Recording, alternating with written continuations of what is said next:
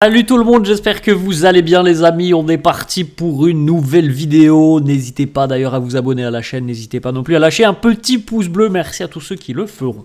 On va démarrer comme d'habitude les amis, les unes des quotidiens madrilènes. À noter que le Real jouera demain, c'est le dernier match d'ailleurs avant le début de cette trêve internationale. Demain le Real reçoit Villarreal, donc un déplacement, une réception compliquée pour les merengues.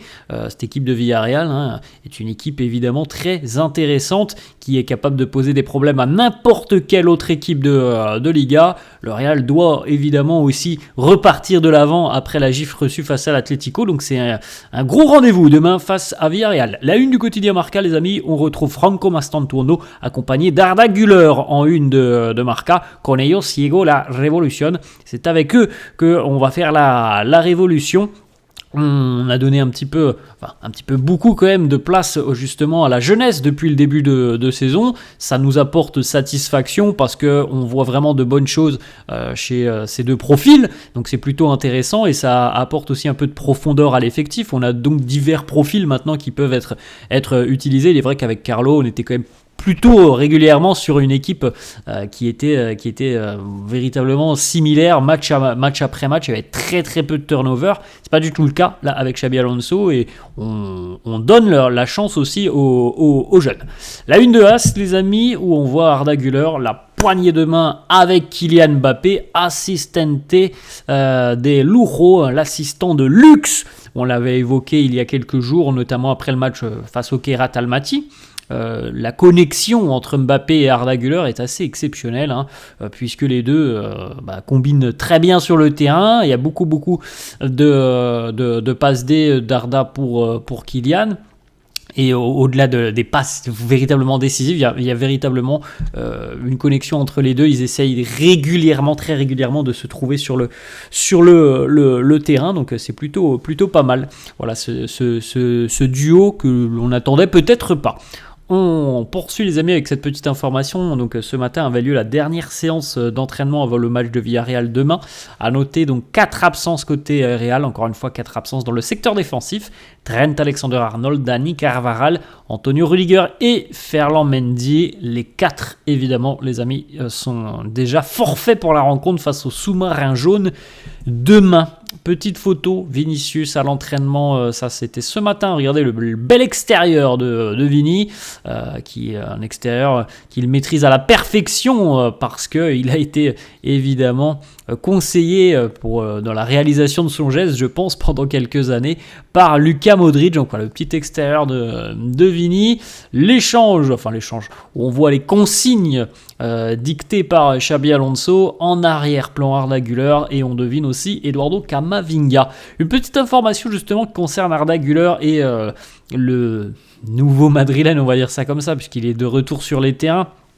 Jude Bellingham, l'idée de Xabi Alonso est bien réelle. Il veut pourquoi pas utiliser Arda et Jude en même temps sur le terrain. L'entraîneur espagnol pense que ça peut véritablement fonctionner. Les deux profils en même temps sur le terrain.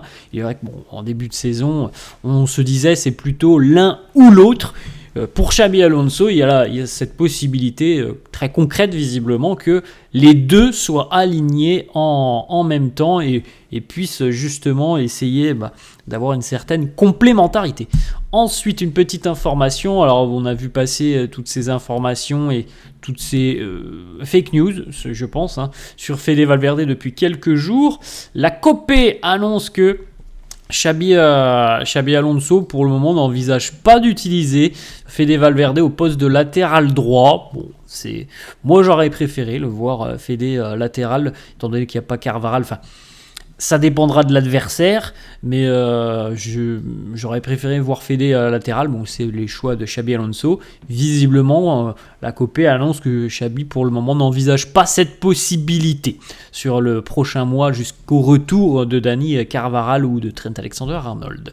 Petite information, on a une petite déclat d'Alejandro Grimaldo qui nous dit le Real, oui, il y a toujours eu cette possibilité de revenir à Madrid avec Xabi Alonso, mais à la fin, ça n'est pas arrivé. Ils ont signé Alvaro Carreras. Bon, je pense que le dossier Grimaldo, les amis, je pense qu'il est définitivement clos. Je pense que le Real viendra pas en tout cas dans les prochains mois sur le dossier Grimaldo. Je pense que c'est plus du tout la priorité du Real. Fede Valverde, normalement les amis, devrait revenir dans le 11 demain face à Villarreal après cette semaine tumultueuse pour l'Uruguayen, avec pas mal de critiques à son encontre que l'on a pu voir notamment dans la presse, et on a vu aussi les prises de parole de Fede, le coup de gueule qu'il a relayé hier, justement parce que on l'accuse tout simplement de ne pas vouloir jouer à ce poste de latéral droit.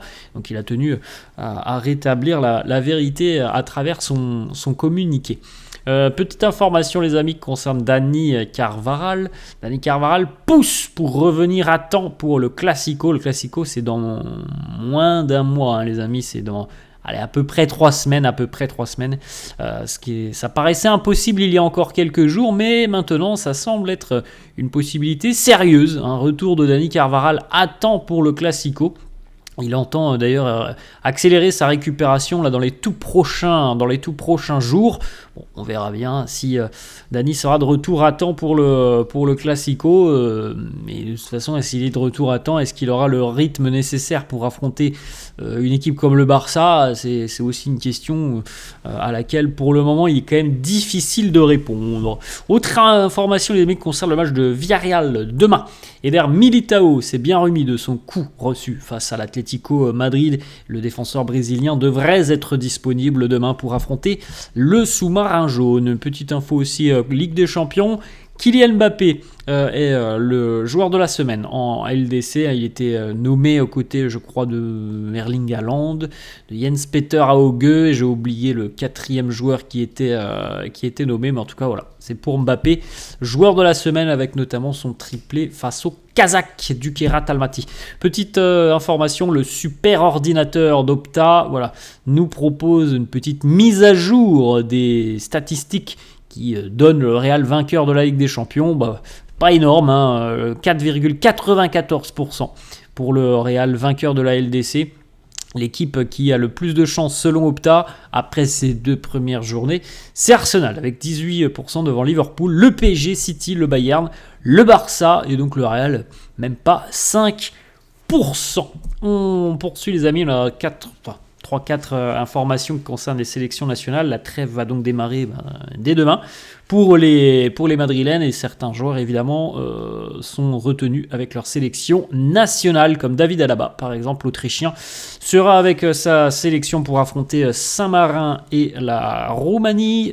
Le Maroc de Brahim Diaz, qui en revanche pour le Maroc, alors pour David Alaba c'est des matchs d'éliminatoire du mondial, pour le Maroc ce sont des matchs amicaux puisque le Maroc est déjà qualifié pour la Coupe du Monde, donc non c'est véritablement pour le Maroc, c'est véritablement des matchs amicaux, oui, c'est bien ce que je dis. Maroc-Bahreïn et Maroc face au Congo. Brahim Diaz est donc retenu par Walid Regragui. Du côté de l'Espagne, on a Dean Huijsen qui est appelé évidemment avec la sélection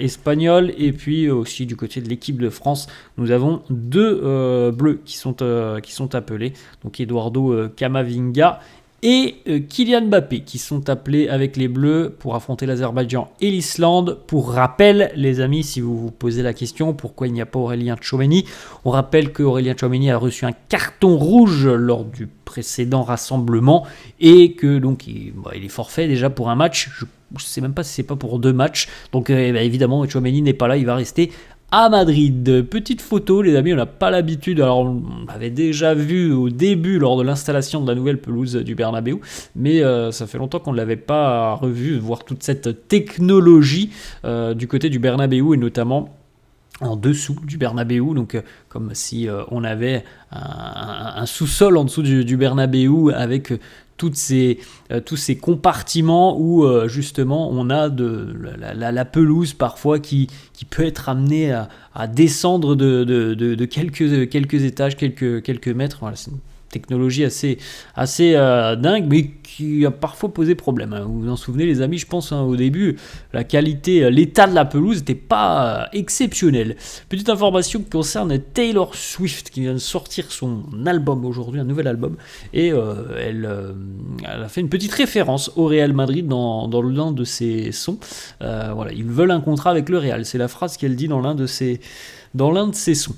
On termine les amis avec la petite information sur les joueurs du mois de septembre. Ils sont 5 nommés: Arda Güler, Kylian Mbappé, Vini, Franco Mastantuono et Eder Militao. Donc voici les 5 nommés pour le trophée honorifique de joueur du mois du Real pour le mois de septembre. Voilà les amis, la fin de cette vidéo, j'espère que ça vous a plu. N'hésitez pas comme d'hab à lâcher un petit pouce bleu, n'hésitez pas non plus à vous abonner à la chaîne. Je vous souhaite une très bonne journée et je vous dis à la prochaine. Ciao.